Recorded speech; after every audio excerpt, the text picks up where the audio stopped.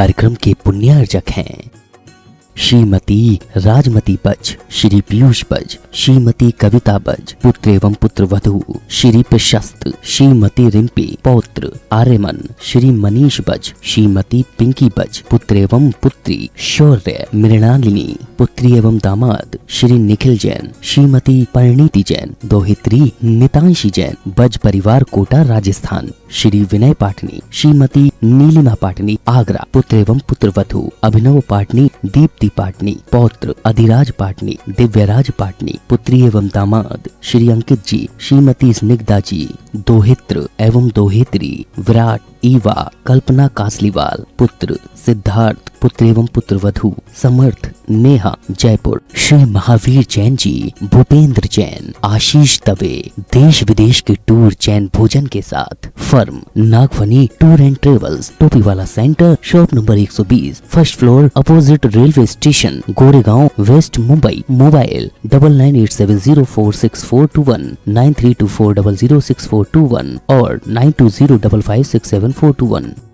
श्री धीरज जैन, श्रीमती नगीना जैन, अभिषेक, मोहिनी, अंकित, अमन, दिव्या, भव्यांश जैन। श्रीमती माया देवी जैन जी की पुण्य स्मृति में श्री सचिन जैन, श्रीमती कल्पना जैन, पुत्री पूर्वी जैन, फर्म जैन वर्कशॉप दिल्ली।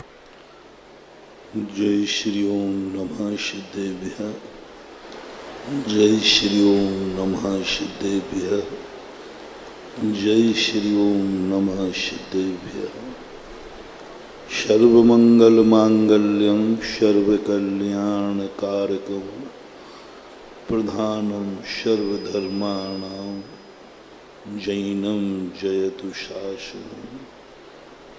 पंच परमेष्ठी भगवान की आचार्य श्री गुरुवर कुंद कुंद महाराज की, आचार्य श्री गुरुवर विद्या सागर महाराज की।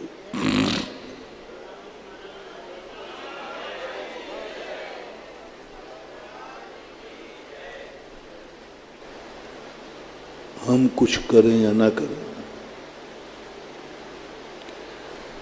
लेकिन इस दुनिया में प्रति क्षण कुछ ना कुछ तो होगा। हम करने का भाव करें या नहीं करें, हमारे द्वारा भी कुछ ना कुछ तो होगा। कोई व्यक्ति दुनिया में ऐसा नहीं है जो प्रति क्षण कुछ ना कुछ कर ना रहा हो। दुनिया का एक भी क्षण ऐसा नहीं है जिस क्षण दुनिया में कुछ ना कुछ ना हो रहा है। कुछ ना कुछ हो रहा है। और जो हुआ है, जो हम देख रहे हैं, वो सब किसी ना किसी ने किया है। क्योंकि वस्तु ही स्थिर नहीं है, वस्तु का ही स्वभाव है प्रति क्षण उत्पाद व्यय, कुछ नया होना, पुराने का व्यय होना। हमारे हाथ में नहीं, तुम्हारे हाथ में, वो तो होगा। इसलिए दुनिया में जो कुछ है वो सब किसी ने किया है, उसमें आप भी हो सकते हैं। और जो होता है, हो रहा है, वो सब करने योग्य है। पाप भी, पुण्य भी, अधर्म भी, धर्म भी, शराब भी, जुआ भी, मांस भी, शाकाहार, जो कुछ है दुनिया में, सब किसी ना किसी का कृत्य है, करने योग्य है। करते आए हैं, कर रहे हैं, करते रहेंगे। हम किसी भी कृत्य को दुनिया से बंद नहीं कर सकते। वो पूज्य अकलंक स्वामी महाराज ने लिखा, जो कुछ भी दुनिया में है वो सब तुम मिटा नहीं सकते, और जो नहीं है उसको तुम उत्पन्न नहीं कर सकते। तुम्हारे हाथ में कुछ भी नहीं है। अनंत अनंत तीर्थंकर हो गए, संसार को नहीं मिटा पाए। बड़ी बड़ी भावनाएं करने वाले हो गए, हम और तुम तो क्या भावना करेंगे। तीर्थंकरों ने भी भावना भाई कि संसार में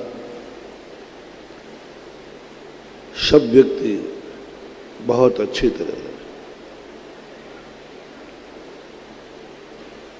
सुखी रहे, सब जीव जगत के कोई कभी न घबरावे, बैर पाप अभिमान छोड़ जग, नित्य नए मंगल गावे।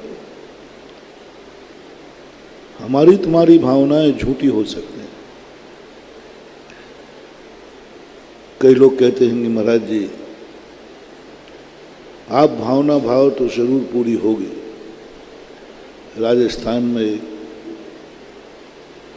शेखावाटी में था मैं,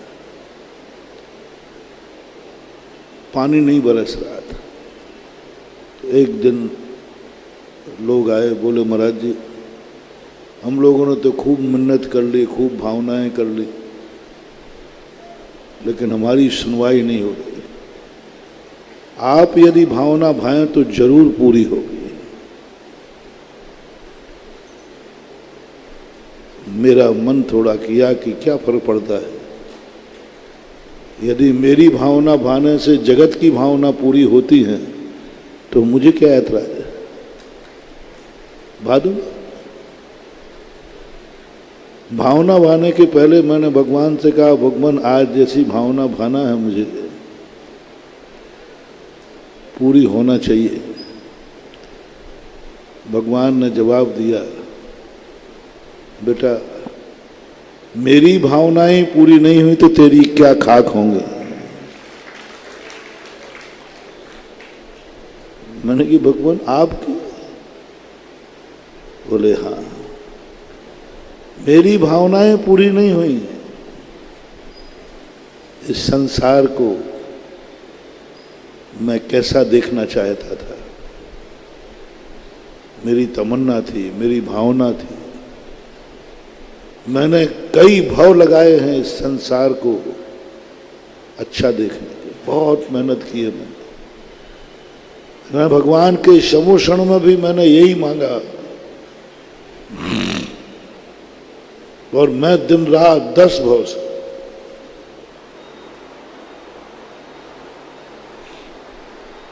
तू संसार के लिए भावना भा रहा है कि अपने लिए भावना भा रहा है। मैंने कहा नहीं भगवान, आज तो भावना संसार के लिए है, सबके लिए है। तो देख ले, यदि तू मेरे से भी बड़ा हो, मेरे से भी बड़ी साधना हो तेरी, मेरे से भी बड़ी तपस्या हो और मेरे से भी बड़ी भावना हो, तो भाई प्रैक्टिकल कर ले, भाले भावना। मैंने कहा नहीं भगवान, आपसे बड़ा तो नहीं, आपके तो मैं चरणों की धूल हूं, आपके तो चरणों की धूल हूं, ना तप में ना ज्ञान में, किसी में भी नहीं। तो बेटा जब मैंने भी इस संसार को बहुत अच्छा देखना चाहा था, 10 भाव से भावना भाई, इस भाव में भावना भाई, ये संसार सुखी रहे, सुखी रहें सब। ये किसने भावना भाई? हम और आपने नहीं, तीर्थंकर ने, सर्वशक्ति। बोल, क्या संसार सुखी हो पाया? नहीं हो पाया। ये मेरी भावना थी, मैंने भाया था सुखी रहें सब जीव जगत के, लेकिन आज भी संसार में दुख ज्यों के त्यों हैं। और मैंने अकेले ने भावना नहीं भाई है, मेरे जैसे अनंत तीर्थंकर हो गए, एक नहीं 24 नहीं, अनंत तीर्थंकर हो गए। हर तीर्थंकर यही भावना भाता है, यही परिणाम करता है। और यही सब तीर्थंकर, बिना इसके तीर्थंकर रह ही नहीं सकता। सज्जन पुरुष की पहचान है, भगवान की पहचान है, गुरुओं की पहचान है, जगत को सुखी करने का भाव करता है। पिता की पहचान है बेटा सुखी रहे, माँ की पहचान है बेटा सुखी रहे। तुम ही नहीं, पशु भी करते, लेकिन कौन किसको सुखी बना पाया? कहां सुखी हो पाया संसार? अनंत तीर्थंकरों की भावना भाने के बाद भी संसार में आज भी दुख है। भगवान ने भावना भाई थी, कोई कभी न घबरावे। अनंत तीर्थंकरों ने, लेकिन आज भी घबराहट से हार्ट अटैक हो रहे हैं कि नहीं? अभी चूहा ही बीच में कूद जाए तो। तीर्थंकरों ने भावना भाई तो भी घबराहट आज विद्यमान है। दैर पाप अभिमान छोड़ दो, क्या गजब गजब।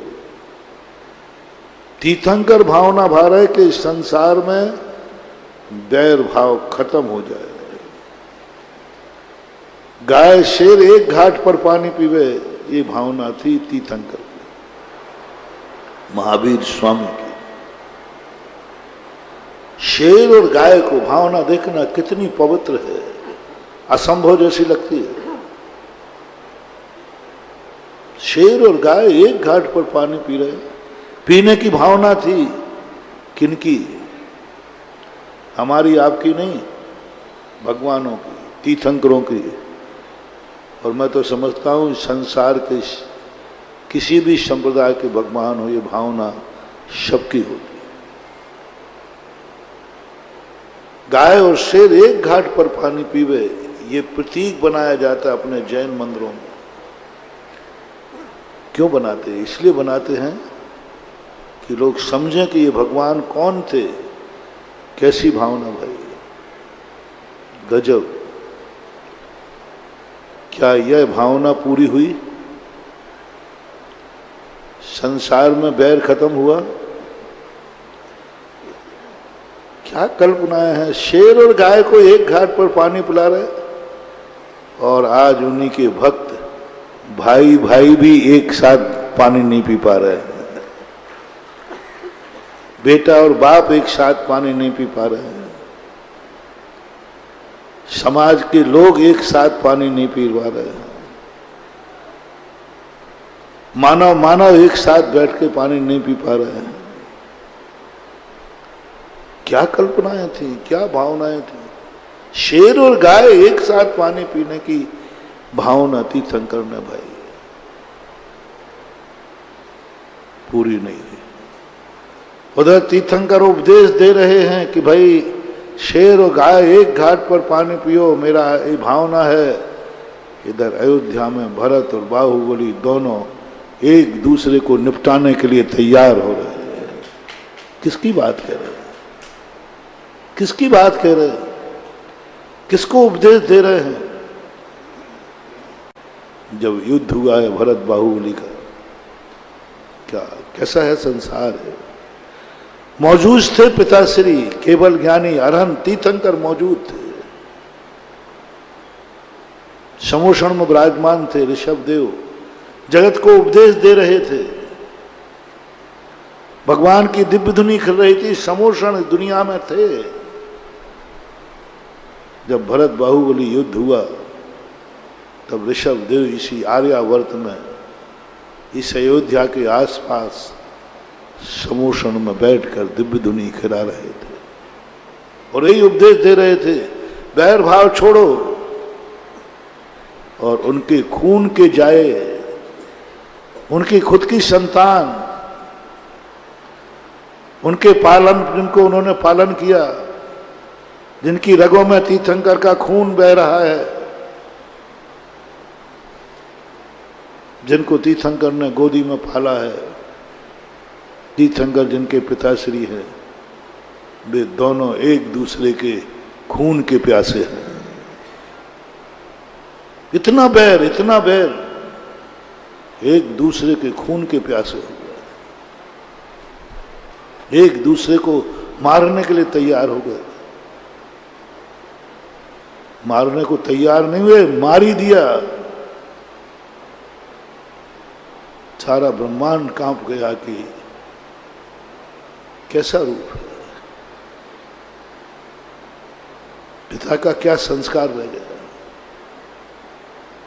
स्वयं बेटे एक दूसरे के लिए मारने के लिए सेना लेके तैयार आ गए, कत्लेआम करने को तैयार हैं, सैकड़ों लाशें बिछाने को तैयार हैं, सैकड़ों लाशें बिछाने को तैयार है। दोनों की सेनाएं कटिबद्ध होकर खड़ी हैं। एक सीटी बजाने की जरूरत थी और खून की नदियां बह जाती हैं।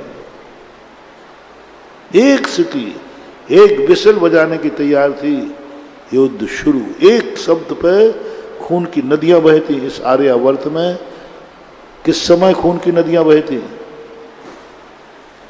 जिस समय तीर्थंकर यहां विद्यमान थे, विद्वान थे, तीर्थंकर समोषण में थे और उस वंश से बहती वो खून की नदी ऐसी बहती महानुभाव, महाभारत फैल हो जाता है, राम रावण युद्ध फैल हो जाता है। दो युद्ध जगत में ऐसे हैं जिनकी बराबरी कोई नहीं कर पाया और दोनों युद्धों में एक हारा है, एक जीता है। जिस युद्ध में एक हारे एक जीते वो युद्ध ज्यादा दिन तक नहीं चलता, उस युद्ध में ज्यादा संहार नहीं होता, क्योंकि एक का हारना निश्चित है, एक का जीतना निश्चित है। लेकिन दोनों तरफ वो योद्धा खड़े हुए हैं जिनमें कितने भी दिन युद्ध हो जाए दोनों में से कोई हारने वाला नहीं है, दोनों में से कोई मरने वाला नहीं। महाभारत में दुर्योधन था, एक पक्ष में मर गया, खत्म हो गया युद्ध। राम रावण युद्ध में रावण मर गया, खत्म हो गया युद्ध। लेकिन भरत बाहुबली तो दोनों ऐसे बैरी थे कि दोनों मरने वाले नहीं थे, मरने वाले नहीं थे, मरते ही नहीं। सारी दुनिया सेना के पक्ष में आकर खड़ी होती जाती, कत्लेआम होते जाते, दोनों फिर भी सुरक्षित रहते। और तद्भव मोक्षगामी, तद्भव मोक्षगामी जीव मारीच का तो फिर भी अपन ने परसों उदाहरण दिया था, लेकिन आज का उदाहरण तो और गजब का है। तद्भव मोक्षगामी जीव छायक सम्यक दृष्टि सर्वार सिद्धि से आए हैं, लेकिन ऐसे लड़ने को बैठे वो तो मंत्रियों की बदौलत रही कि ये दुनिया बच गई, नहीं तो दुनिया मिट जाती। कोई नहीं बचता। भरत बाहुबली युद्ध में अंत में मात्र दो बचते, बस कोई नहीं बचता, सब मर जाता, सब मारे जाते और सारी दुनिया को लड़ना पड़ता, किसी ना किसी पक्ष में गृह युद्ध होता। और जब तक राजा नहीं हारता तब तक सेना को लड़ना पड़ता है। मंत्रियों की सूझबूझ के कारण से संहार बच गया। वो जान गए कि ये दोनों इतने हैं कि ये सारे जगत को मिटा देंगे, सब खत्म हो जाएगा। उन्होंने कहा साहब, दोनों सेनाओं के मंत्रियों ने विवेक से काम, उनकी आत्मा कांप गई। और कहा कि साहब सेना का संहार क्यों करते हो, ये घर की बात है। हम सेनाएं जो हैं दुश्मनों के लिए हैं, हम सैनिक लोग दुश्मनों के लिए हैं कि आपका कोई दुश्मन आपके परिवार पर कोई वार करे, हम लोग प्राण न्यौछावर कर देंगे। लेकिन हम सैनिक लोग घर के लिए नहीं है। आपका आपसी का मामला है, आपके परिवार का मामला है, आप दोनों ही निपट लीजिए। बात मानने में आ गई और भरत बाहुबली युद्ध हुआ। और छोटा मोटा युद्ध नहीं था। भरत ने तो बाहुबली को निपटा दिया था चक्र चलाकर। वो तो बाहुबली का पुण्य था जो बच गया। भरत ने तो कोई कसर छोड़ी नहीं थी, कोई कसर नहीं छोड़ी। प्रसंग है आज का किस समय, जिस समय तीर्थंकर प्रभु आदिनाथ समोषण लेकर के इस आर्यावर्त में भारत देश में घूम रहे हैं, जिन्होंने भावना भाई है कि बैर सब छोड़ दें। कहाँ छूटा है बैर, कौन छोड़ पाया है बैर, कहाँ खत्म हुए हैं बैर भाव। चूहा बिल्ली का बैर आज भी मौजूद है, सांप और नौले का बैर आज भी मौजूद है, मृग और मृगराज का बैर आज भी मौजूद है, भाई भाई का बैर आज भी मौजूद है, बाप बेटे का बैर भी आज मौजूद है, पति पत्नियों के बैर भाव भी आज मौजूद हैं, अड़ोसी पड़ोसी के बैर आज भी मौजूद हैं। चौथे काल में, महाभारत भी चौथे काल में हुआ। श्री राम जैसी महाशक्ति जो आज हमारे आदर्श हैं, उनके रहते हुए राम रावण युद्ध हुआ। भगवान ने कहा यह मेरी भावना पूरी हुई, मैंने कही नहीं हुई, आज भी बैरी है। पाप, मैंने भावना भाई थी कि सारी पृथ्वी पाप से मुक्त हो, प्रयास किया, मैंने मोक्ष छोड़ दिया, मैंने पूरे आर्यावर्त में विहार किया मात्र इसलिए कि यह पृथ्वी पाप से मुक्त हो जाए, व्यसनों से मुक्त हो जाए, कसायों से मुक्त हो जाए, शोषण से मुक्त हो जाए, हिंसा से मुक्त हो जाए, झूठ से मुक्त हो जाए, चोरी से मुक्त हो जाए, व्यभिचार से मुक्त हो जाए, परिग्रह से भी अपने आप को मुक्ति मिले। ये मैंने प्रयास किया है, मैंने भावना भाई है, ये पृथ्वी पाप से मुक्त हो, हर व्यक्ति पाप से रहित हो। बोल भाई, क्या ये दुनिया पाप से मुक्त हो पाई? मैंने कहा प्रभु नहीं हो पाई, नहीं हो पाई। क्या ये दुनिया पुण्यमय हो पाई? नहीं हो पाई। क्या ये जीव पुण्यमय हो पाए? मैंने कहा नहीं हो पाए, आज भी पाप उतना ही है। नित्य नए मंगल गावे, हर आंगन में, हर चेहरे पर मुस्कान हो, हर घर में अमंगल हो। मैंने भावना भाई तीर्थंकर ने कहा, मैंने भावना भाई थी हर घर में मंगल हो। तो क्या हर घर में आज मंगल हो रहा है? हर व्यक्ति डरा बैठा है कब किसकी जिंदगी में कौन सा अमंगल आ जाए।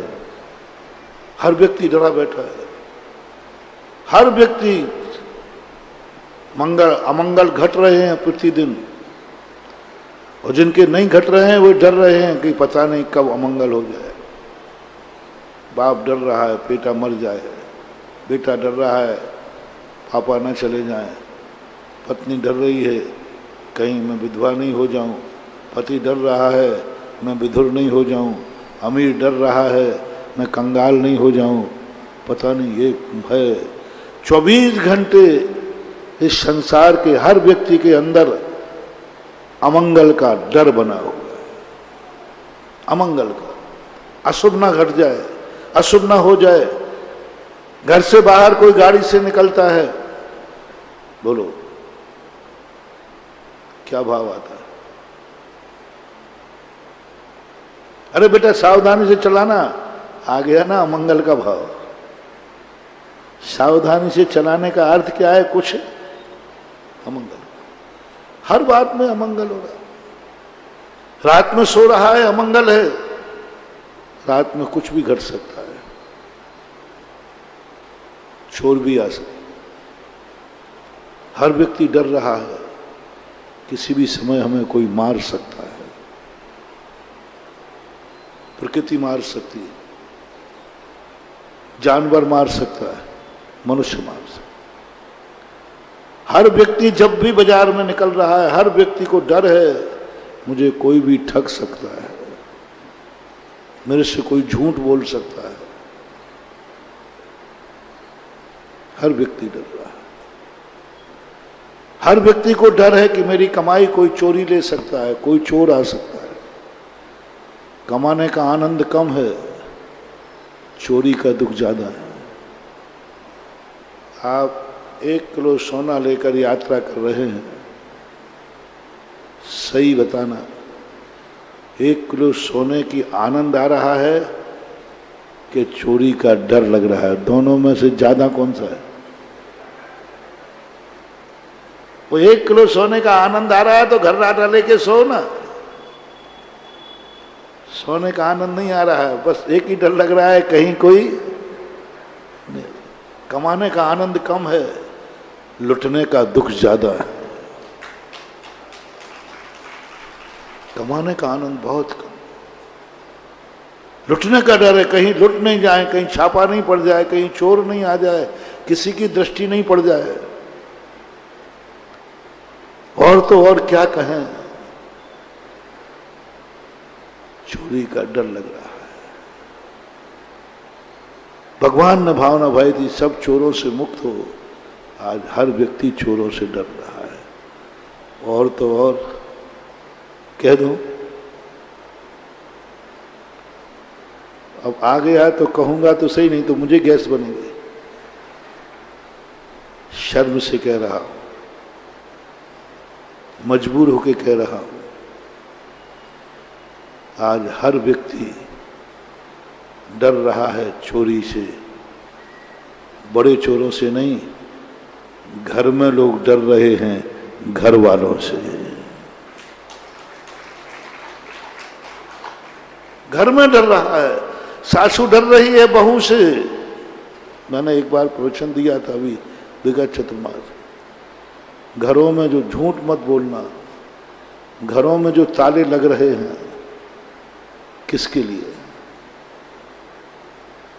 मैं कहलवाऊंगा नहीं, मैं तुम्हारी गृहस्थी में डिस्टर्ब नहीं करूंगा, लेकिन एक बार सोचने को मजबूर जरूर करूंगा।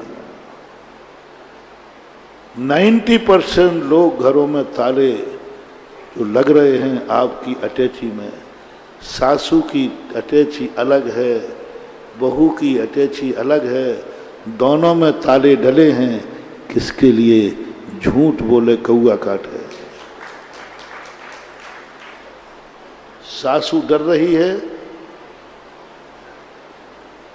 बहू को ताला लगा है सासू को। मैं सासू को मना नहीं करूंगा, मैं सासू को मना नहीं करूंगा। हर व्यक्ति अपना माल बचाएगा। मैं बहू से कहना चाहता हूं, तेरी औकात क्या है? तो इस घर की बहू नहीं है, सासू की दृष्टि में तू चोर है, डाकिन है। तेरी औकात क्या है? तू क्या धर्म करेगी, क्या धर्मात्मा बनेगी? सासू की दृष्टि में तू डाकिन है, चोर है। तो उसने तेरे लिए ताला लगा के रखा है। और कभी धोखे से चाबी भूल जाए सासू घर में और मंदिर में आधी माला फेरते ध्यान आ जाए, क्या हो रहा है? आज तो गया माल, चाबी वही छोड़ा है। और आज चाबी बहू के हाथ में पड़ने का अर्थ है बस सब गड़बड़ हो जाएगा, महाभारत होगा या माल गायब हो जाएगा। ओहो, कैसा मुल्क है रे, कैसा घर है तुम्हारा? डाकुओं का घर है या तुम्हारे कुटुंबियों का घर है? सासू को मां डर लग रहा है बहू का, बहू को पता न चल रहा। मालकिन डर रही है बहू से। हमारे पास कई सासुएं आती हैं, महाराज मुझे ये ध्यान रखना, गुप्त दान कोई दान नहीं होता, गुप्त पाप होता है। धर्म पुण्य कभी गुप्त नहीं होता। मैंने किसी भी शास्त्र में गुप्त दान नहीं पढ़ा, किसी भी शास्त्र में गुप्त दान नहीं पढ़ा। गुप्त दान होता है।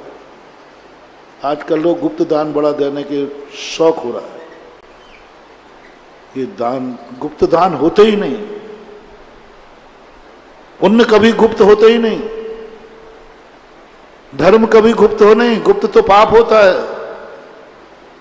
पाप को छुपके करना पड़ता है, पाप छुपके करता है। शराब पीवे छुपके पीवे, गुटखा खावे छुपके खावे, जुआ खेले छुपके करे, और पाप दुनिया भर के छुपके किए जाते हैं। लेकिन धर्म और पुण्य छुपके कर रहा है। गुप्त कौन से शास्त्र में लिखा है गुप्त दान? कहां लिखा है गुप्त दान?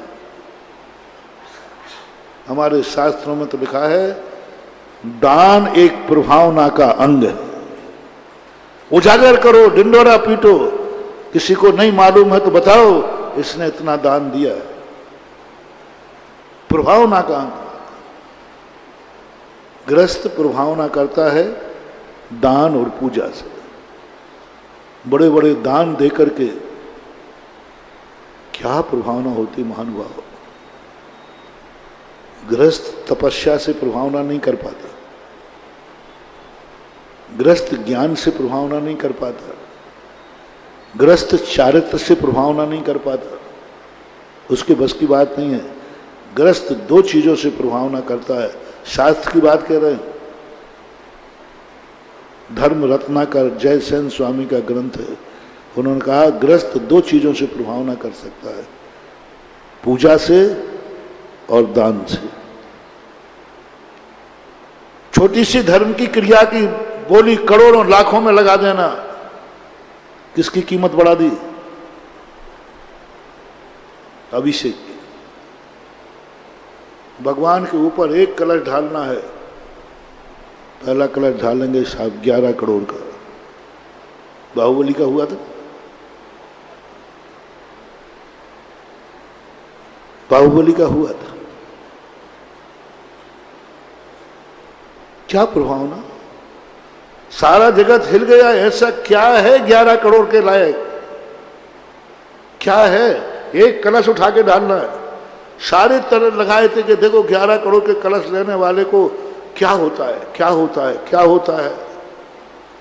सारे टीवी वहीं लगे हुए थे, देखो क्या होता है। कुछ नहीं हुआ। श्रेष्ठी मचान पे चढ़ा, वहां पहुंचा, एक कलश हाथ में दिया और कलश को यूं किया, 5 मिनट में नीचे आ गया। क्या हो गया?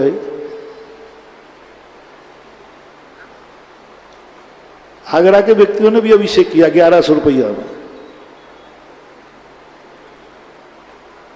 दोनों का मचान एक ही था, दोनों का स्थान एक ही था। एक ने कहा क्या बात है माविया, क्या बात है, 5 मिनट के एक कलश का यूं करने के 11 करोड़ रुपया दे दिए, आखिर है क्या? बोलो उस धन से किसकी कीमत बढ़ गई? अभिषेक की, बाहुबली की, गंधोदक की। लोग ताज्जुब कर गए, लोग जो नहीं करना चाहते थे उन्होंने किया। अरे भाई अभिषेक तो जरूर करूंगा, उन्होंने की। प्रभावना कितनी हुई, और गजब तो जब हुआ नीचे उतर के इंटरव्यू लिया गया कि भाई तुम्हें कोई खेद तो नहीं हो रहा है कि इतना महंगा कलश मैंने ले लिया, इतना महंगा कलश मैंने ले लिया, 5 मिनट के 11 करोड़ दे दिए, कैसा लग रहा है आपको साहब? सब उनके सामने वो ले रहे थे ना माइक पेपर, कैसा लग रहा है साहब, कैसा लग रहा है साहब, कैसा लग रहा है साहब? क्या बोले अशोक मालूम आपको? बोले इतना आनंद आ गया कि अगली बार के 12वें साल जो होगा ना, उसका कलश भी मैंने बुक करा दिया अगली बार। एक शब्द ने लोग सोच रहे थे कि शायद भावावेश में बोली ले ली हो, देखियो, और तो ये अरे साहब वो तो मैं फंस गया बातों में बातों में आगे होता है, कई बार ऐसा होता है। अब क्या करें साहब, बातों में आ गया, महाराज के पुरुषों की बातों में आ गया, मैं तो फंस गया। लेकिन उन्होंने कहा कि मुझे तो क्या किया तुमने, कुछ तो किया ही नहीं। बोले वो 5 मिनट का जो आनंद था, वो आनंद मुझे अब 12 साल बाद मिलेगा। मैं तो कह के आया हूं अगले 12 साल का भी मुझे सौभाग्य मिले। और भाग्य किसी कार्य में आनंद आया है कि नहीं, उसका प्रमाण पत्र यही है, उसको दोबारा करने का भाव आ रहा है कि नहीं। एक बार का नहीं, पहली बार में व्यक्ति देखा सीखी भी कर सकता है, मजबूरी में भी कर सकता है, भावावेश में भी कर सकता है, लेकिन किसी कार्य करने के बाद यदि उसको दोबारा करने का भाव आवे, समझ लेना उसको उसमें आनंद आया है, बिना उसके कर नहीं सकता। कितनी बड़ी प्रभावना कर दी, और ये कहकर और प्रभावना कर दी, यदि वो गुप्त दान करते तो नहीं साहब राशि मत बोलना, कुछ मत बोलना, तो अभिषेक का तो पुण्य लग जाता। लेकिन गंधोदक का जो अतिशय था, वो अतिशय करने का पुण्य नहीं लगता। जो गंधोदक की महिमा, जो गंधोदक का अतिशय, जो नास्तिकों के सामने चुनौती, जो उसको देख करके जो लाखों लोगों ने अभिषेक किया, वो पुण्य से वो वंचित रह जाता। अभिषेक करने का पुण्य तो लग जाता, लेकिन उसको सुनकर के कई लोगों ने मन बनाए, उसके पुण्य से वंचित होता। अभिषेक का पुण्य ज्यादा नहीं है, व्रत पालन करने का पुण्य ज्यादा नहीं है, नियम धर्म करने का पुण्य ज्यादा नहीं है, दान देने का पुण्य ज्यादा नहीं है।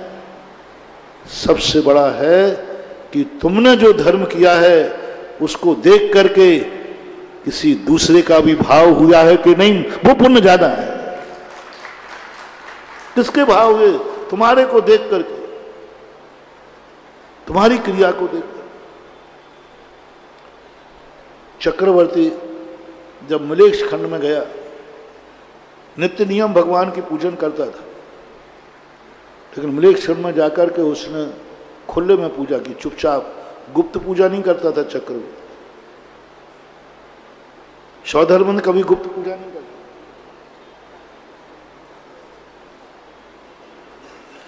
चक्रवर्ती ने कभी अपनी जिंदगी में गुप्त पूजा नहीं की। गुप्त पूजा करे पापी, भिखारी, गरीब, कर्म फूटा, कर्महीन, वो गुप्त पूजाएं करें। चुपचाप चले जाएं, मंदिर में आए और धीरे से खिसक जाएं पीछे गेट से।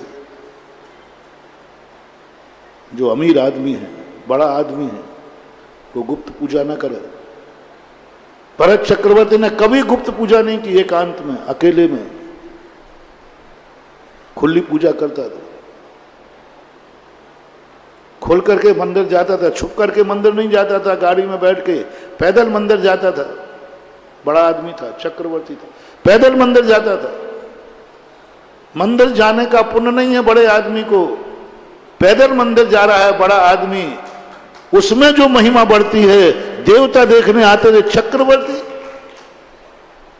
जो कभी जमीन पे कदम नहीं रखता महानुभाव, इतना पुण्य रहता है। हाथी बैठे, घोड़े बैठे, घोड़ा नहीं चले तो पालकी में बैठे, कभी चक्रवर्ती का पैर जमीन पे नहीं पड़ता। ओहो, ऐसा क्या महिमा है कि आज चक्रवर्ती घर से मंदिर तक पैदल जा रहा है। कितनी महिमा है धर्म की। सबसे बड़ा पुण्य चक्रवर्ती को जब वो घर से मंदिर पैदल जाता है नंगे पैर, उस समय होती है। वो पुण्य बंध का कारण है। बड़े आदमी का सोड़ा सुनते जाएं, अमीर आदमी, तुम्हारे पास एक बहुत बड़ी गॉड गिफ्ट है, बहुत बड़ा पुण्य है महानुभाव कि तुम बड़े आदमी, तुम नगर सेठ, धनवान हो, शक्तिमान हो, फोकट का पुण्य कमाओ, गाड़ी में बैठ के मंदिर मत जाओ, जूते चप्पल पहन के मंदिर मत जाओ, हीरो बनकर के मंदिर मत जाओ, धोती दुपट्टा पहनकर नंगे पैर हाथ में पूजन की थाली लेके मंदिर जाओ। रास्ते में लोग देव का आकर के आएंगे और धर्म की क्या प्रभावना होती। ओह, क्या मंदिर है ये, क्या मंदिर है। आपने देखा, लोग कहेंगे भैया भगवान की महिमा कितनी है, चक्रवर्ती नंगे पैर जा रहा है, धोती दुपट्टा पहन के जा रहा है, महिमा बढ़ जाती है।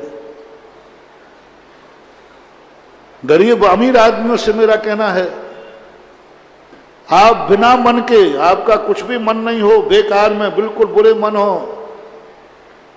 तो भी मैं तुम्हें बहुत कमाई करा दूंगा। गरीब में थोड़ा चुपचाप रहना भी, नहीं तो बीच में तुम बोल पड़वाएंगे। हाँ, हमारी कुछ अमीर आदमी से करो, बिल्कुल तुम्हें बिल्कुल भी मन नहीं लगे तुम्हारा। लेकिन यदि तुम बड़े आदमी हो तो मन मार के मंदिर आ जाओ, पैदल आ जाओ, इतना भंडारा भर दूंगा, तुमने कुछ भी मत करना, मंदिर आ जाना। हमें तुम्हारी चिंता नहीं, हमें वो लाभ है कि तुम्हें देख करके कितने मंदिर आ जाएंगे। राजस्थान में मैं था, निर्मल जी जैन साहब थे, राज्यपाल बने। वो बुंदेलखंडी थे, तो बिना भगवान के दर्शन पूजन के वो कुछ खाते पीते नहीं थे। उनकी पत्नी और 16 की थी। और जब उन्होंने जाकर के वहाँ जाकर के सारे बर्तन अलग करा दिए, जो कुछ ही करी होती, चाइना ऐसा कुछ होता है, ये होते ना चाइना क्राकरी, जो कुछ हड्डी मड्डी कुछ होता है उसमें, बॉन चाइना सब अलग करा। और मेरे पास आए, बोले महाराज जी मंदिर तो जाऊंगा, और हमारे मंदिर जाने में बहुत तकलीफ होती महाराज जी, पुलिस लगती है, चारों तरफ रास्ते जाम होते हैं, तब मुझे जाना। अरे मैंने कहा ये जरूर करना है, मंदिर मत छोड़ देना। और प्रतिदिन नए नए मंदिर में जाना, एक ही मंदिर मत जाना। राज्यपाल का ये लवाजमा देख करके कितने लोगों ने मंदिर जाना शुरू किया।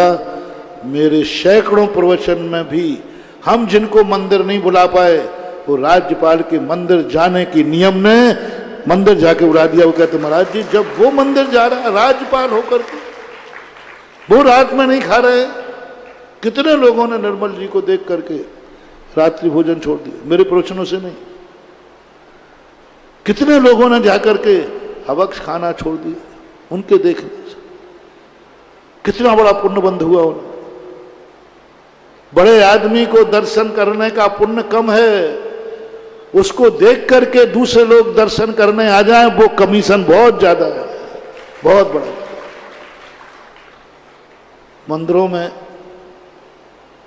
गरीब लोगों, थोड़ा तुम दर्शन नहीं कर पाओ तो चलेगा, मैं तुम्हें तुम्हारे खाते में दर्शन का पुण्य डाल दूंगा, मैं डाल दूंगा अपने खाते में। बड़े आदमी को जगह दे दो, वो मंदिर जगत में पूज जाएगा। अरे भाई इस मंदिर में कौन दर्शन करने आता मालूम आपको? राष्ट्रपति, राजा, महाराजा, सारे बड़े बड़े सेठ वहीं आते हैं मंदिर में। मंदिर की कीमत तो वैसे ही बढ़ गई। एक बार जबलपुर में था, एक व्यक्ति ने कहा, बोले महाराज जी आप मुझे आशीर्वाद दीजिए। मैंने कहा बस एक बार मुख्यमंत्री हमारी होटल में चाय पी जाए। मैंने कहा पागल है क्या? मुख्यमंत्री पैसा भी नहीं देगा और उसके साथ 150 लोग और आएंगे, वो फोकट में पी जाएंगे। बोले महाराज जी मैं उस दिन किसी से चाय का पैसा लूँ, पूरी फोकट आप एक कप बस वो आकर के पी जाए एक घूंट। मैंने क्यों, मुझे तो क्या पता था। अरे महाराज जी वो चाय पी जाएंगे ना और वो फोटो हम टांगेंगे कि ये वो होटल है, बोलो ना आगे, जहां मुख्यमंत्री ने चाय पिए, हमारे तो बल्ले बल्ले हो जाएंगे। अरे मैंने कही भाई ये तो बड़ा अच्छा मामला है। फिर मैंने वहीं से लगाया कि बड़ा आदमी फोकट में भी धोती दुपट्टा पहनकर अभिषेक कर जाए, अर्घ चला जाए, कोई भाव करे या नहीं करे, बल्ले बल्ले। फिर मैं कहूंगा ध्यान रखना ये वो मंदिर है जहां पर बड़े आदमी भी धोख देते।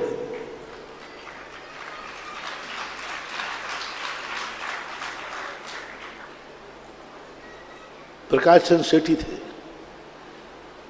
उन्होंने यही किया था। एक क्षेत्र बहुत उजड़ा हुआ था, बहुत कोई सरकार भी ध्यान नहीं देती थी। बस उन्होंने, किसी महाराज ने उनसे कह दिया बस आप जाकर के उस मंदिर का दर्शन करके आ जाओ, उस क्षेत्र का दर्शन करके आ जाओ।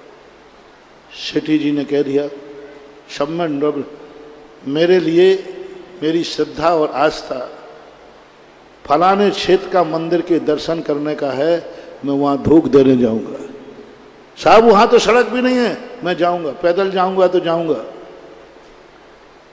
वो क्या दर्शन करने गए, आज वो क्षेत्र सारे जगत में प्रसिद्ध हो गया।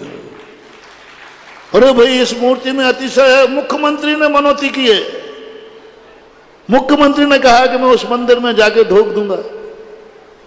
तो हे बड़े आदमियों, तुम्हारे पास फोकट का कमीशन दे रहा हूं, बहुत बड़ा विज्ञापन है,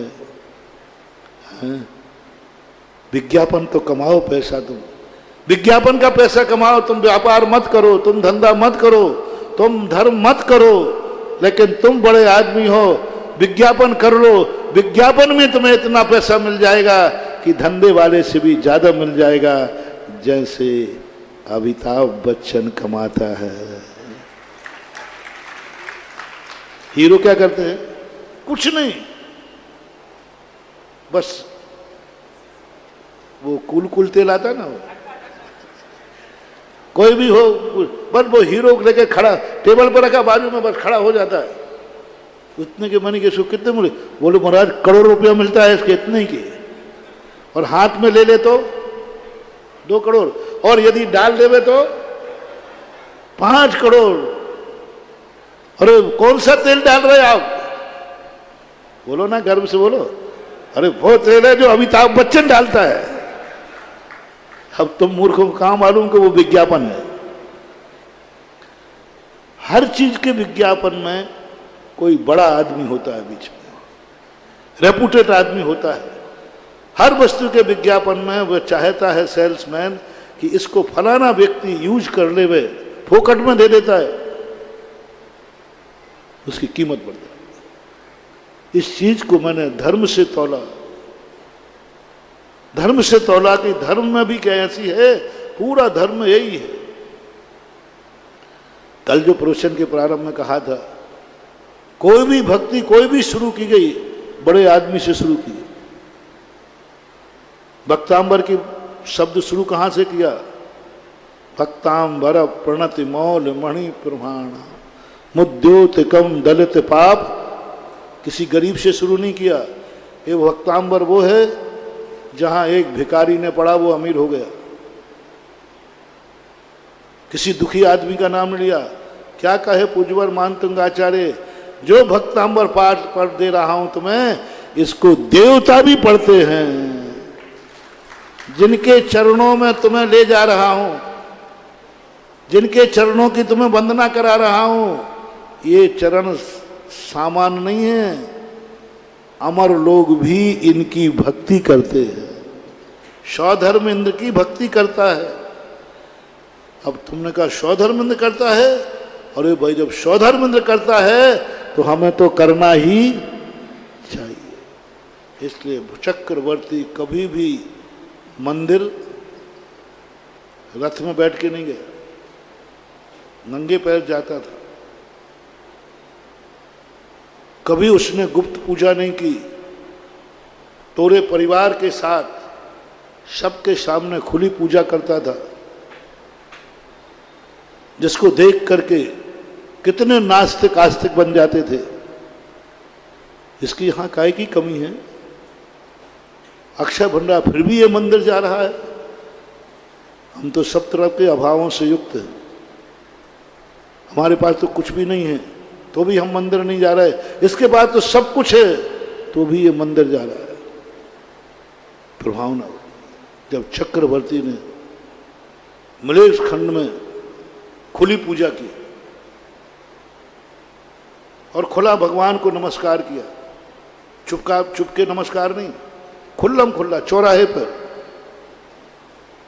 भीड़ को देखकर नमस्कार किया, चौराहे पर नमस्कार किया, सारी जनता के सामने भगवान को नमस्कार किया। नमस्कार देखकर, और अकेले में होता तो ऐसे ही कर लेता, अकेले में होता तो गवासन करता, लेकिन जब सारी सेना खड़ी हुई थी उसके सामने चक्रवर्ती ने भगवान को साष्टांग नमस्कार किया। देखना, अब नमस्कार का पुण्य कोई ज्यादा नहीं, प्रतिदिन करता था, प्रतिदिन भगवान को नमस्कार करता था। आज का नमस्कार देवताओं ने भी जय जयकार कर दिया। आज का नमस्कार शास्त्रों में लिखा गया। आज का नमस्कार अक्षय पुण्य का कारण बना।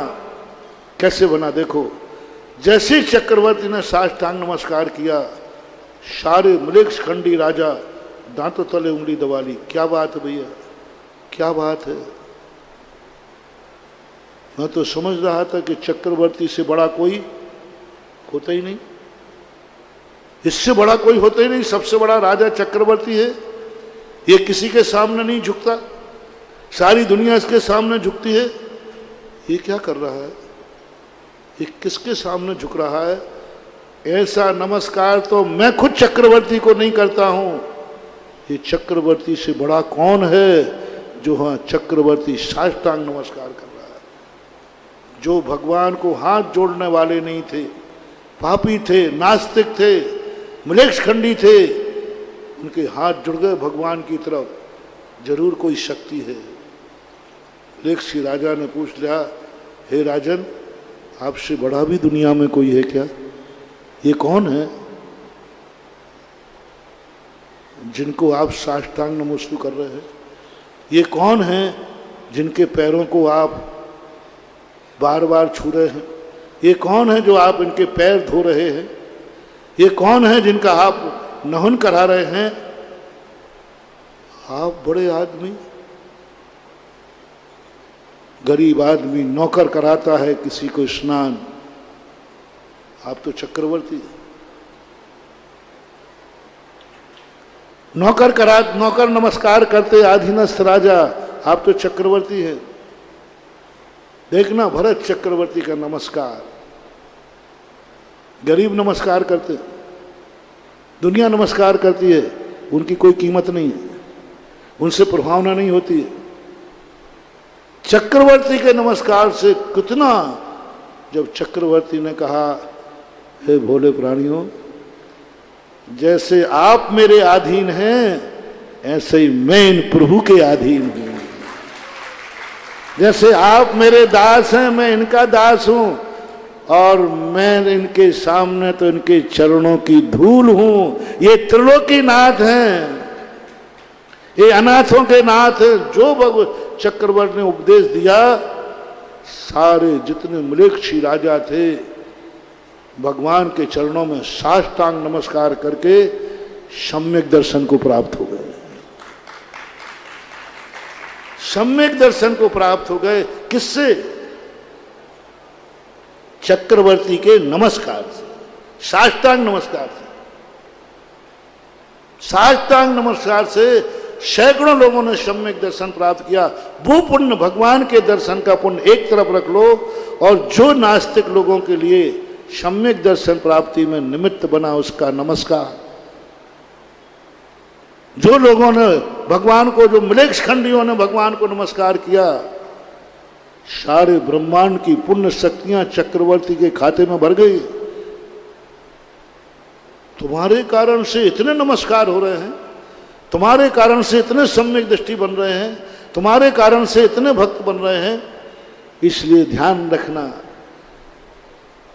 तुमने कोई व्रत लिया है, तुमने कोई नियम लिया है, तुम कोई क्रिया करते हो, एक काम जरूर करना, तो वो क्रिया तुम्हें अतिशयकारी हो जाएगी कि तुम्हारी क्रिया को देखकर किसी एक को जरूर वो क्रिया करने का भाव आ जाए। बस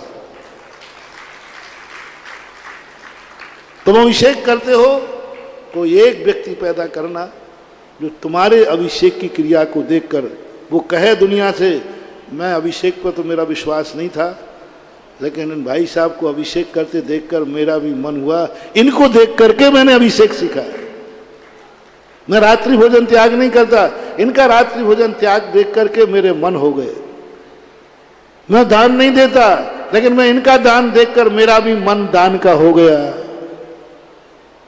ये यदि तुमने कर लिया तो दान का क्रिया तो 1% है, और तुम्हें देख करके जो दूसरे ने भाव किया है उसके नंबर 99 नंबर है। करने का कितना? 1 नंबर। और तुम्हें देखकर दूसरा करे तो कितना? 99 नंबर। कथा कोश हरिशरण महाराज, व्रत करने पर तुम रवि व्रत करते हो मान लीजिए, तो उनका ठीक सामान्य पुण्य है। और उद्यापन का पुण्य कितना है? 9 साल तक किसी ने रवि व्रत किए, 9 साल तक उसका पुण्य एक तरफ रख दीजिए, और 9 साल के बाद जो उसने उद्यापन किया, प्रभावना किया, उस एक दिन का पुण्य एक तरफ रख दीजिए। ये दोनों बराबर है। प्रमाण क्या दिया? यदि तुम अकल ने जो व्रत किया है उसकी तुमने प्रभावना नहीं की, उसको देखकर किसी का भाव नहीं हुआ, उद्यापन नहीं किया, तो व्रत दूना करिए, 18 साल करिए। यदि उद्यापन नहीं करोगे तो 18 साल। उद्यापन एक दिन का उद्यापन होता है तो 9 साल में उद्यापन हो जाता है। मैंने उद्यापन की कितनी बड़ी कीमत है। तो हर व्रत नियम लेने के समय ऐसा व्रत नियम पालो कि तुम्हारे बाद उस क्रिया को वो करने लग जाए और तुम्हें आदर्श मान ले। गुप्त करोगे तो इतने बड़े पुण्य से वंचित रह जाओगे। जो भी क्रिया तुम करते हो धर्म की, उजागर करो, प्रभावित करो, प्रदर्शन करो, ऐसा प्रदर्शन करो कि दूसरे का मन मचल जाए वो क्रिया करने का। इसको प्रदर्शन मत मानना, इसको मान मत मानना। ये बहुत बड़ी चीज है, बहुत बड़ी चीज है। आज लोग ये सब चीजें बंद करने लगे। गुप्त का गुप्त दान, गुप्त पूजा, कम से कम बड़े आदमियों से मेरा कहना है बहुत बड़ी प्रभावना होती है। तुम्हारे दान से चातुर्मास की प्रभावना नहीं है ज्यादा। चातुर्मास तो हर साल होते हैं, और भारत में कितने चतुर्मास हो रहे हैं? 1000 तो मान लो, 2000 चतुर्मास हो रहे हैं। सबसे बड़ी प्रभावना है चतुर्मास का कलश। गुप्त मत कर देना, भक्ति कलश गुप्त करो, मूल कलश उजागर करो।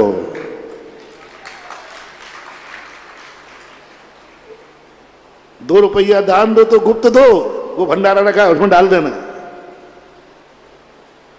लोग कहते हैं इतनी कीमत, एक कलश की पीएनसी परिवार ठगा गया, तू ठगा गया। कलश की कीमत बाजार में निकलवा ली, कितने रुपया का है? लाख रुपया का पड़ेगा शायद, 2 का मान लो, 2 किलो का होगा, 5 किलो का होगा। 2 किलो चांदी की कीमत कितनी होगी भाई? 1 लाख 1.5 लाख रुपया। अरे बाजार से बनवा लेता और रख लेता अपने घर में, 2 लाख में निपट जाता। महानुभाव, समझने की बात है। ये सब मूर्ख है, पीएनसी परिवार मूर्ख है। अरे जो दुनिया को चला देवे उसको कोई चला पाएगा? जिसकी बनाई सड़कों पर दुनिया चलती है उस पर कोई चला देगा? कोई जादू मंत्र नहीं, कुछ और कीमत है। वो 2 किलो की चांदी की कीमत नहीं है, वो तो वो भी जान रहा है। इतना मूर्ख नहीं है दानी कि वो 2 किलो चांदी की कीमत नहीं जानता, वो जानता है। फिर क्यों उसमें जो मावा भरा जाता है वो कितने रुपया का होगा? 1500 का। क्या है ये तमाशा? क्या है ये ठगा ठगी? महानुभाव, गजब। सवाल 500 कलशों का नहीं है, सवाल है जो चारों तरफ से जो दुआ आ रही है, चारों तरफ से जो लोग कह रहे हैं क्या बात है, जो चतुर्मास की कीमत बढ़ा दी, वो 5 करोड़ तो क्या 500 करोड़ से भी कई गुनी ज्यादा। धर्म से जयसेन स्वामी धर्म रत्नाकर की बात कर रहा हूं ग्रंथ में, जो उससे प्रभावना बढ़ी, कीमत किसकी बढ़ा दी? इसको देख करके कितने लोगों के मन हो गए, कितने लोगों ने धर्म की महिमा समझ ली। वो पुण्य महानुभाव अक्षय, कलश बैठाने का पुण्य ज्यादा नहीं है। कलश की जो तुमने महिमा आकी, जो तुमने आया इतना बड़ी अपनी शक्ति लगा दी, वो जो मूल्यांकन तुमने किया है उस मूल्यांकन की कीमत अनंत गुनी है, अक्षय। कलश की तो कीमत मैंने बताई, बता दिया, कोई कीमत नहीं, 1-2 लाख रुपए का। लेकिन जो दुआ मिल रही है, जो धर्म का वरदान मिल रहा है, जो धर्म की चारों तरफ चर्चा हुई, जो प्रभावना हुई, वो है अक्षय अनंत पुण्य, जो इस भाव में भी नहीं प्रदीप बाबू, ये जन्म जन्मांतरों तक तुम्हारे खाते में जाएगा।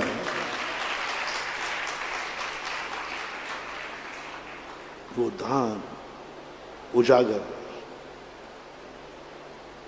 बड़े दान सदा उजागर करो, बड़ी पूजा सदा उजागर करो। चक्रवर्ती ने जब कल्पद्रुम महामंडल दान किया तो अकेले में नहीं किया, पूरे 6 खंड के लोगों में पत्रिका भेजकर कहा आओ मैं पूजा कर रहा हूं, और जो नाच गान करके पूजा की दिखाने के लिए सबके सामने, जो सबको बैठाल करके फिर जो पूजा की, अच्छे अच्छे पापियों को मन बदल गए और वो भी पूजा में शामिल हो गए चक्रवर्ती का नाच देख। बड़े बड़े नास्तिक जो गिलास का पानी उठा के नहीं पीते हैं, जब चक्रवर्ती को देखा कि धोती दुपट्टा पहनकर पड़गहन कर रहा है, पड़गहन कर रहा है, मुनराज के पैर ऐसे पहुंच रहा है जैसे नौकर भी नहीं पहुंचता, देवता भी सम्यक दृष्टि हो जाते हैं। इतना बड़ा चक्रवर्ती पड़गहन के लिए। वज्र नाभि चक्रवर्ती के संबंध में आता है कि चक्रवर्ती एक बार पर्यटन के लिए जा रहा था, गजों पर बैठ करके, एकाएक चक्रवर्ती हाथी से नीचे अपने आप कूद गए। जिसको उतारने के लिए पालकी लगती थी, उतारा जाता था, तुरंत और नंगे पैर दौड़ लगा दिया। सब सैनिक कहने लगे ये क्या हुआ चक्रवर्ती को, क्या हुआ, पालकी लाओ, ये लाओ। बोले रुको। और वहां क्यों उतरा चक्रवर्ती? सामने मुनिराज को देखा। मुनि मुद्रा को देखकर चक्रवर्ती ने तुरंत अपना रथ रोका और वहां से जूते चप्पलदार पैदल जाकर के साष्टांग नमस्कार किया। 3 प्रदक्षिणाएं, 3 प्रदक्षिण देश नायो, कर पूजा तुति कीनी, साधु समीप निकट कर बैठो, चरणों में दिति कीनी। सारे सैनिक, सारी सेना देख के दंग रह गए। चक्रवर्ती जमीन पे बैठ गया, जमीन पे बैठ गया, साष्टांग नमस्कार कर लिया और हाथ जोड़ के बैठा है। और दृष्टि कहां है? चरणों में दृष्टि, आंख नहीं उठ रही है। उसके महाराज के नमस्कार करने पर, नमस्कार का पुण्य नहीं है महानुभाव, मुनिराज की प्रदक्षिणा का पुण्य नहीं है महानुभाव। किसने प्रदक्षिणा लगाई है, किसने नमस्कार किया, उसकी बात मैं कर रहा हूं। चक्रवर्ती ने प्रदक्षिणा लगाई है। बोलो मुनि पद की कितनी महिमा बढ़ गई। जिस मुनि को देख करके वो ही सैनिक नंगा कहते थे, नंगा कहते थे। वस्त्र नहीं मिले तो बन गया बाबा जी, भिखारी, कितनी बुरी दृष्टि से देखते थे। वही सैनिक मजाक उड़ाते थे। वही सैनिक कहने लगे अरे जिसको मैं नंगा कहता था, भिखारी भिकमंगा कहता था, वो तो चक्रवर्ती से भी बड़ा है।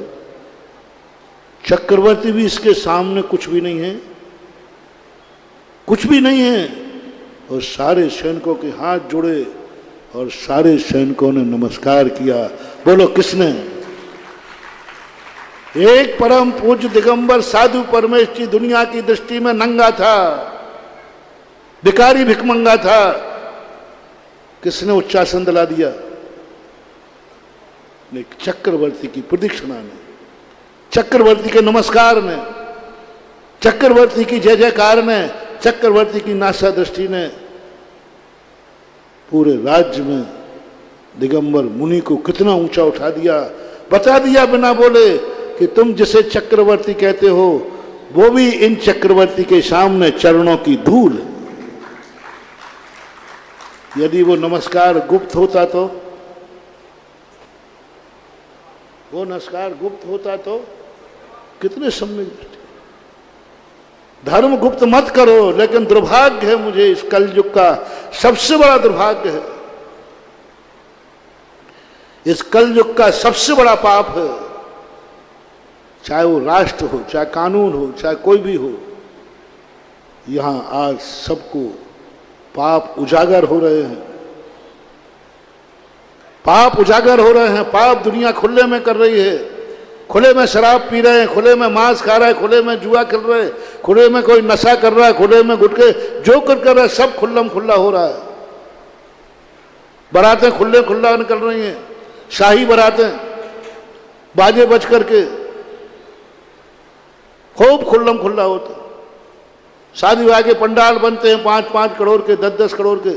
होटलें बुक होती हैं 2-2, 4-4, 5-5 करोड़ की। 1-1 करोड़ के तो फटाके खुल जाते हैं। और महिला संगीत कैसा होता है, बड़े लोग बताओ तो सही। 3-3, 4-4 करोड़ वो हीरोइन आते, 5-5 करोड़ ले जाते हैं। 3 घंटे यूं कमर मटकाई है, लाओ। एक महिला संगीत के यदि आप हीरो बड़ा और बड़ा हीरो हीरोइन आए तो 2-2, 5-5 करोड़ 3 घंटे के देते हो। इससे ज्यादा तो नहीं करते होंगे। 3 घंटे के महिला संगीत में यदि तुमने अच्छे हीरो बुला दिए, 5 करोड़ ले जाएंगे। बाद में नहीं, किस्तों में नहीं, मुझे पता नहीं, बताओ। महिला संगीत में जो हीरो आता है वो किस्तों में आता है कि साहब 5 साल में हम किस्तों में दे देंगे, थोड़ा थोड़ा दे देंगे। बताते हैं कि संगीत होने के पहले पहले लेते हैं, बाद में स्टेज पे जाते हैं। और देते हो कि नहीं, झूठ मत बोलना। देते हैं लोग कि नहीं देते? क्या हो गया इस कलयुग में? और धर्म, दान किस्तों में, कितने दिन में देना साहब? किस्तों में। और वो भी अरे महाराज जी गुप्त रखना, गुप्त गुप्त, अरे महाराज जी हल्ला मत करना। कितने लोग हैं जो दान देते हैं, गुप्त दान देते ही मेरी आत्मा बहुत दुख पाती, बहुत दुख पाती। क्या हो गया इस कलयुग में? कौन सा पाप करा रहा हूं जो गुप्त कराऊं? कौन सा पाप करा रहा हूं जो गुप्त कराऊं? धर्म करा रहा हूं, और वो भी दुर्भाग्य है कि गुप्त करना पड़ रहा है। कलयुग की सरकार का, कलयुग की राजनीति का सबसे बड़ा पाप है कि आज सरकार ऐसी पापी हो गई, सरकार की नीयत ऐसी खराब हो गई कि आज लोगों के लिए धर्म रूपी दान भी गुप्त करना पड़ता है, नहीं तो सरकार उसको जिंदा नहीं रहने देगी। और राजा सबसे पहले एक बात बोलता था कि प्रजाजनों, धर्म के लिए गुप्त करने की जरूरत नहीं, तुम्हें जो भी धर्म करना है राजा की तरफ से उस पर कोई टैक्स नहीं होगा, सब पे टैक्स होगा, दान पर टैक्स नहीं होगा। श्री राम ने जब अपना राज्य संभाला था, वनवास से लौटने के बाद पहली घोषणा की थी कि जो व्यक्ति धर्म के कार्य, परोपकार के कार्य करेगा, उस धन के संबंध में कोई हिसाब नहीं पूछा जाएगा, उस पर कोई टैक्स नहीं लगेगा, कोई टैक्स नहीं लगेगा। धर्म में गया, दान में गया, परोपकार में गया, टैक्स नहीं लगेगा। और आज बोलो, आप लोग गुप्त दान क्यों देते हो? पहला डर किसका है? सरकार का। सरकार को पता चल गया, अभी हिसाब पूछने आ जाएगा, कहां से आया, कैसे आया, किसने दिया, ये दुनिया भर की पंचायत में। एक बार एक क्षेत्र पे हुआ था ऐसा, बड़े बड़े दान बोले, आजकल हमारे पीछे लगे ही रहते हैं, बोलो कि बाबा जी गए हैं तो माल हो। तो वो वहां गए, जो मैंने उनकी खबर ली, जो उनको मैंने कहा, मैंने कही तुम राष्ट्र के लिए कर रहे हो, हमारा धर्म भी राष्ट्र के लिए ही कर रहा है। एक मंदिर बनता है, हजारों मजदूरों को। गौरव सिंह शेखावत ने एक बार प्रश्न किया, बोले महाराज जैनी लोग दान बहुत देते हैं, मंदिर आप बनवाते हो, राष्ट्र के लिए क्या देते हो? राष्ट्र में बहुत गरीबी है। मैंने कही ठाकुर साहब,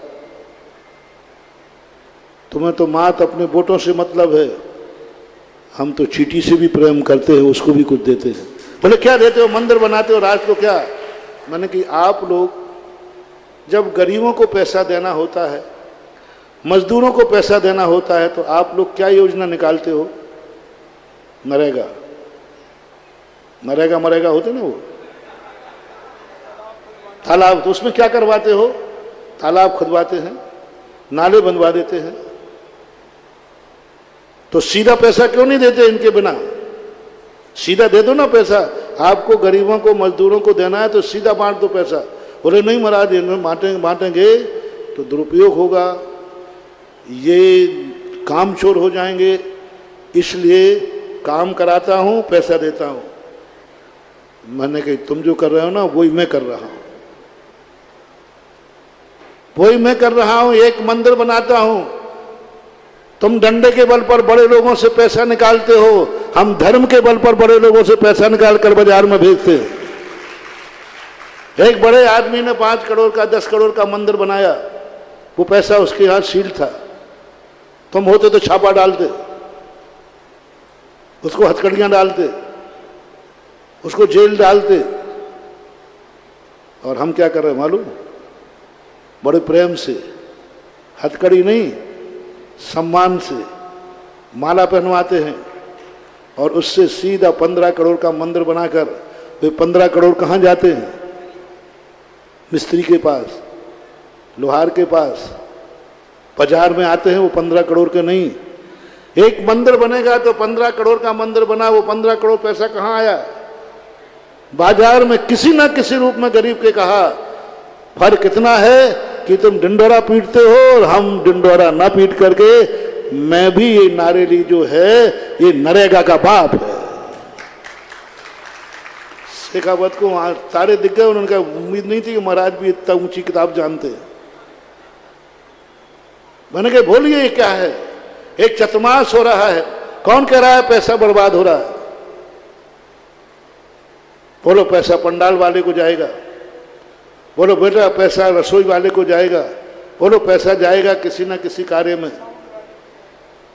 साउंड वाला जाएगा, बैंड वाला जाएगा, दुनिया के कहीं ना कहीं बाजार में जाएगा पैसा।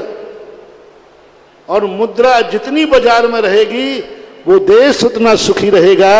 मुद्रा जितनी तिजोरी में रहेगी उतना मुद्रा स्फीति बढ़ेगी। इकोनॉमिक्स का सिद्धांत है, मुद्रा स्फीति बढ़ेगी, मुद्रा का मूल्य कम होगा।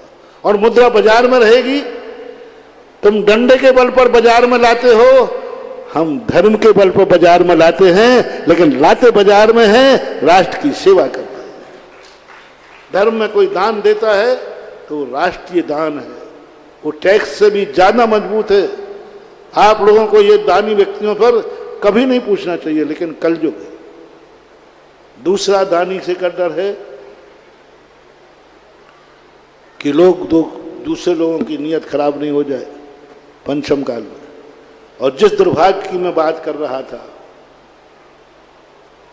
वो तो कलयुग नहीं सतयुग है, जो दान देते समय अपने परिवार से छुपा के दे रहे हैं। कलयुग कहीं सतयुग आ गया, उसका परिवार कलयुग का नहीं सतयुग का परिवार है। कान खोल के सुनो रे परिवार वालों, कम से कम तुम और पंचम काल को चौथा काल नहीं कर सकते तुम, लेकिन पंचम काल को छठा काल तो मत करना। काल कौन सा है? पंचम। पंचम को छठा तो मत करो। जिस घर में अपने घर वालों से छुपा के दान दे दिया जाता है उस घर में रहने वाले लोग छठे काल के हैं, और छठे काल के लोग नीचे से आते हैं और नीचे ही जाते हैं। सासू बहू से छुपा के दान दे रही है, हद होती है। मैंने कही माँ जी आप मालकिन, अरे महाराज जी बस किसी बहू को पता नहीं तो प्राण ले लेगी, रोटी खाना मुश्किल हो जाएगा। बहू रानी एक एक कौड़ी को मोहताज हो जाओगे, एक एक कौड़ी को मोहताज हो जाओगे, क्योंकि सासू ने तुमसे डर करके छुप करके दान दिया है। तुमसे छुप करके तुम इतनी पापन हो कि सासू को दान देने पर झगड़ा करोगी। मैं अपनी भक्तन, जो भी भक्तन है मेरी हैं और किसी घर की बहू हैं, बस आज का एक मोटिवेशन देना चाहता हूं।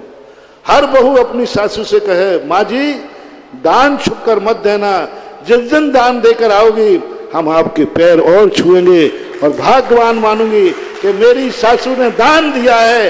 ये यदि तुमने पुण्य कर लिया तो जाओ, तुम्हारे हाथ में कभी भी लक्ष्मी सदा बनी रहेगी, कभी तुम्हारे हाथ में एक कौड़ी के मोहताज नहीं होगी, क्योंकि तुमने सासू से कह दिया गुप्त दान देने की जरूरत नहीं, मेरे से छुपाने की, जो देना है दो, मैं आनंद में। अब थोड़ी सासू की भी खबर लेना, दोनों ही है, बहुएं भी आती। महाराज जी मुझे दान देना है कुछ, मैंने कहा दे दो। और महाराज जी चुपचाप चुपचाप, किसी से कहना नहीं है। तो मैंने कहा मैं कैसे ले लूं? तो मैंने कहा ऑफिस, नहीं ऑफिस में नहीं, वहां तो बात खुल जाएगी। तो मैंने कहा मैं कैसे ले लूं? महाराज जी आप कोई उपाय करो, पर ऑफिस में तो नहीं जाऊंगी, वहां तो विषय खुल ओपन हो जाएगा और महाराज जी हमारे प्राण ले लेगी मेरी सासू, बड़ी बहुत, अब क्या कहें। मुझे भी ऐसे लोगों का साथ देना पड़ता है, कोई खड़े रहते ना कोई, मैंने कहा भैया तू ले ले मुझे भी मायाचारी करना पड़ती है, क्योंकि धर्म है। हो सासुओं कान खोलकर सुनो, तुम और कुछ करो या नहीं करो, बस एक काम करना, कहीं बहू तुमसे डर करके छुप करके तो दान नहीं दे रही है, बस एक ही बात की छूट दे दो, बहू रानी दान देने के लिए पूरी संपत्ति लुटा के आएगी तो भी मैं कुछ नहीं कहूंगी, अभाग्य मानूंगा कि मुझे दानी बहू मिली है, इतना तुम कर लेना। तुम ध्यान रखना, एक दिन तुम चक्रवर्ती की बहू रानी की सासू बनोगे, मरु देवी। इतना सा तुम्हें करना है। भाई भाई से डर रहा है, बाप बेटे से डर रहा है। बाप जब कह देता है बेटा, महाराज समाज महाराज से हमसे, महाराज जी देखो आजकल मैंने सब कमाना बंद कर, बेटे से पूछना पड़ेगा, बेटे से पूछना पड़ेगा महाराज जी। मैंने कहा अभी तो तुम जिंदा हो। अरे महाराज जी मामला गड़बड़ हो जाएगा, अभी शांति से रह रहे हैं तो कहीं ऐसा नहीं हो कि घर में झगड़ा हो जाए, बेटा मुझे प्राण ले लेगा, बेटा गड़बड़ करेगा। महाराज जी आजकल के बेटे बहुत गलत हैं, उनसे पूछे बिना हम नहीं दे सकते। मर गया बेटा। सुन लो रे बेटा, यदि तुम्हारे बाप ने एक बार ये कह दिया किसी दान के समय कि बेटे से पूछ लूं, समझ लेना महान भाव, इससे बड़ा अभिशाप तुम्हें दुनिया में कहीं नहीं मिलेगा। मर जाना, तुम सोना छुओगे और माटी होगे, ये बाप का अभिशाप है। क्योंकि बाप ने क्या कह दिया, बेटे से पूछना। बेटे से छुप करके मेरे भक्त बेटों से कहना है, अपने बाप से एक ही बात कह देना, पिताजी मुझे कुछ नहीं चाहिए, बस दान देते समय तुम्हारे सामने मेरी शक्ल ना आए, मेरा डर न लगे, मेरे से मत पूछना, क्योंकि मैं तुम्हारे से अभिशाप नहीं चाहता हूं, वरदान चाहता हूं, ये मेरे गुरु ने कहा है। पिता से कह देना, दान देते समय मेरे से मत पूछना, मेरे से मत पूछना। यदि बाप दान देते समय तुमसे पूछता है तो हाथ जोड़ के कहना, पिताजी आप मेरे पिता हैं कि पूर्व जन्म के बैरी हैं। बेटों से कह रहा हूं, यदि पिताजी ने कभी पूछ लिया कि बेटा मैं भी चाहता हूं कि कल मंगल कलश ले लूं, मैं भी चाहता हूं कि थोड़ा दान दे दूं, तेरी क्या राय है, बस तुरंत हाथ जोड़ना, पिताजी आप पूर्व भाव के मेरे बैरी तो नहीं हैं, आप मेरे से पूछ रहे हैं, आप मेरे पिताजी हैं, धन के लिए मेरे से पूछ रहे हैं, आप तो मुझे भी दान दे दोगे तो भी मैं उफ नहीं निकालूंगा, आप धन की बात कर रहे हैं, आपका बेटा हूं, आपकी संपत्ति है, जब मैं ही आपकी संपत्ति हूं तो ये धन दौलत मकान क्या संपत्ति है। नहीं पिताजी, आप यदि मेरे पिताजी हैं तो आप बोलिए, चुकाऊंगा मैं, आप बोलिए चुकाऊंगा मैं, आपको कोई फिक्र नहीं, आप तो बोल के आइए जो बोलना है, चुकाऊंगा मैं, चुकाऊंगा, आपका बेटा हूं, मैं चुकाऊंगा, आप तो बोल के, मेरे से मत पूछना। कभी पिता को इतना टेलर, कई आजकल के छोकरे कहते देख मेरा ऐसा टेलर है घर में कि बाप भी मेरे बिना पूछे, महाराज जी तो क्या आचार्य से भी आ जाएं, तो मैंने घर में ऐसा टेलर रखा है कि वो मेरे बिना पूछे कुछ ले ही नहीं सकते। कोई दोस्त कहे ना छोरे से कि देख आज चतुर्मास की स्थापना हो रही है, तेरे पिताजी गए हैं और ये सुधा सागर महाराज हैं, ऐसा प्रवचन देंगे कि कुछ ना कुछ तो उनको देने का भाव आ जाएगा। तो छोकरा क्या कहता है, अरे छोड़ो, मैंने अपने घर में ऐसा टेलर बनाया है कि कितने महाराज प्रवचन दे दे, मैं मेरे पूछे बिना बाप 1 रुपया नहीं दे सकता। कॉलर थोड़ी ऊंची करो ना, थोड़ी ऐसी कॉलर है, गर्व करते कई छोकरों, बर्बाद हो जाओगे। कभी बाप पर इतनी गुलामियत मत कर देना कि वो दान के लिए तुमसे पूछे। ये गर्व की बात नहीं है, ये शर्म की बात है। बाप मेरे से पूछे कि बेटा मुझे दान देना है, ऐसा निकृष्ट काम महानुभाव कभी मत करना। पिता को ये छूट दे के रखना कि इस मामले में हमसे कभी नहीं पूछना पिताजी, आप तो मुझे भी दान में दे के आ जाओगे तो भी मैं दान में चला जाऊंगा, उफ नहीं निकालूंगा और गर्व करूंगा मेरा बाप वो है जिसने मुझे दान में दे दिया, मेरा मकान दान में दे दिया, मैं दानी बाप का बेटा हूं। ऐसे ही बाप को भी बेटे को छूट देना है, बेटा सब तेरे लिए कमाया तेरा है। कभी दान देने का भाव आ जाए तो ये मत सोचना कि पापा से पूछ लूं, देखे आना,